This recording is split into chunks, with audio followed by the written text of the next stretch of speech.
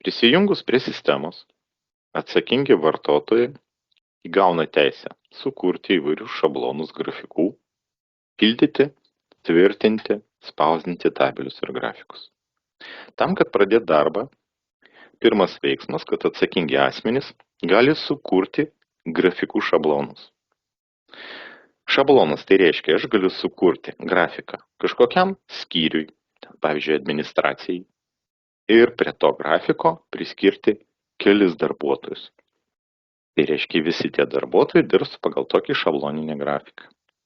Arba padaryti asmeninį kažkokiam konkrečiam darbuotojui ir nurodyti, kad jisai dirbs pagal asmeninį grafiką. Pačio grafiko viduje mes galim nustatyti, ar jisai pas mus paprastas, tiesiog kaip kalendorius, arba jisai su detalizacija, kur galim nurodyti, nuo kada iki kada žmogus dirbs,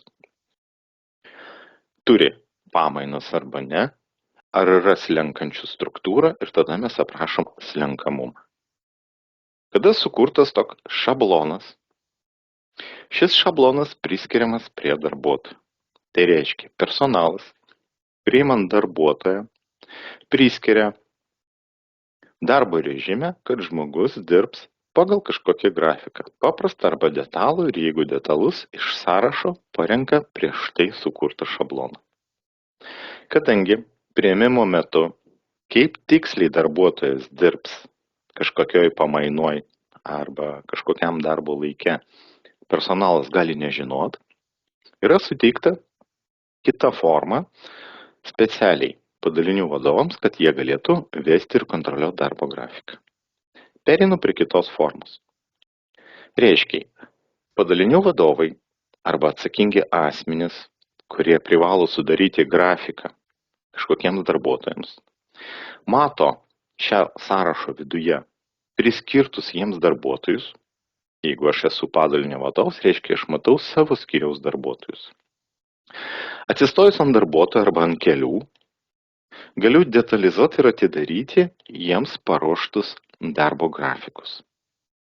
Programa atidaro tą grafiką tabelio pavidalu, užpildo darbo laiką pagal tą šabloną, kurį mes prieš tai priskiriam prie darbuotojo.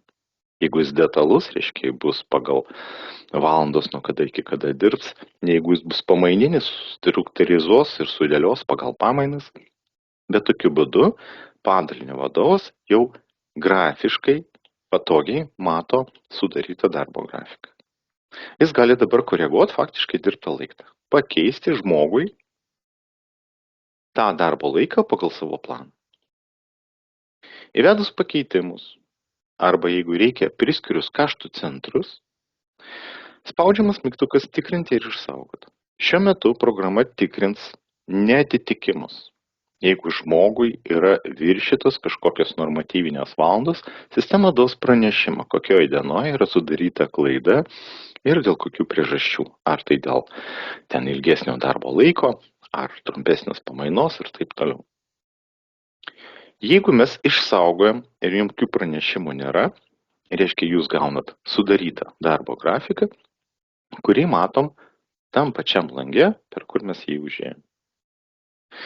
Jeigu darbo grafikas sudarytas ir mes jį norim uždaryti nuo korekcijų, mes spaudžiam mygtuką tvirtint ir patvirtinimo metu jisai gauna požymį, kad jisai yra patvirtintas, stulpelis su požymiais, per kur mes matom, kad jisai užtvirtintas ir spalvinę gamą pagal jūsų pasirinktą norą. Mano atveju tokia žydra spalva. Jeigu grafikas sudarytas, žmonės gali gauti apie jo pranešimą keliais būdais. Pirmas būdas. Tiesiog mes pauzinam tam tikrą grafiko formą. Pagal jūsų pasirinkimą yra kelios formos. Nes jos gali atrodyti skirtingai. Mes tiesiog pasirenkam, kokią formą darbo grafiko mes norim pasižiūrėti. Ir jeigu norim nespausdinti, o suteikti darbuotojams matyti savo darbo grafiką per savitarną, tada jau darbuotojai prisijungus prie sistemos per savitarną paspaudžia mygtuką mano darbo grafikas ir mato jiems pateiktą darbo grafiką jau tokiu pavidalu. Sekantis žingsnis, kada sudarytas ir patvirtintas darbo grafikas. darbo laiko apskaitos žiniaraštis. Taip pat atsakingi darbuotojai, pavyzdžiui, padalinių vadovai, prieina prie to vaizdo, per kur mato savo skyriaus darbuotojus ir čia yra suformuojamas tabelis pagal grafiką.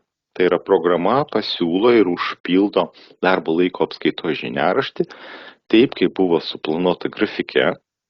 Šalia to suras ir įrašys į sistemą žymės apie jo nebuvimus, pavyzdžiui, ten ligos atveju, atostogos, komandiruotės, tokių jau įrašų jau įrašinėti nereikės. Ir dabar padalinio vadovui lieka tik pakoreguoti faktinį dirbtą laiką pagal faktą. Tai yra paspaudžia mygtuką detalizuoti tabelį. Programa atidaro vedimo formą, per kur aš galiu kažkokioj dienoj įrašyti tam žmogui, kad jisai išdirbo daugiau arba mažiau valandų, negu buvo, pavyzdžiui, planuota. Šalia to, jeigu jūs dirbat su kaštų centrais, galima sukurti įvairių rūšių kaštų centrus ir priskirti prie to faktiškai dirbto laiko, kad aš galėčiau po to paskaičiuoti darbo užmokestį pagal tam tikrus sąnaudų grupės. Įrašius pakeitimą, tabelėje ta informacija užsifiksuoja ir programa pradeda skaičiuoti papildomas žymės. Tai yra, jeigu mes įjungime suminę darbo laiko apskaitą, atsiras papildomi stulpeliai dėl suminių viršvalandžių arba ten jų normų neatitikimų, kur mes matytim skaičius apie skaičiavimus. Tabelis, jeigu užpildytas, jį taip pat galima užtvirtinti, tiesiog paspaudžiam mygtuką, kad mes jį uždarom, užtvirtinam, sistema įgaus tvirtinimo lygį ir tas tabelis, ta eilutė nebus koreguojama.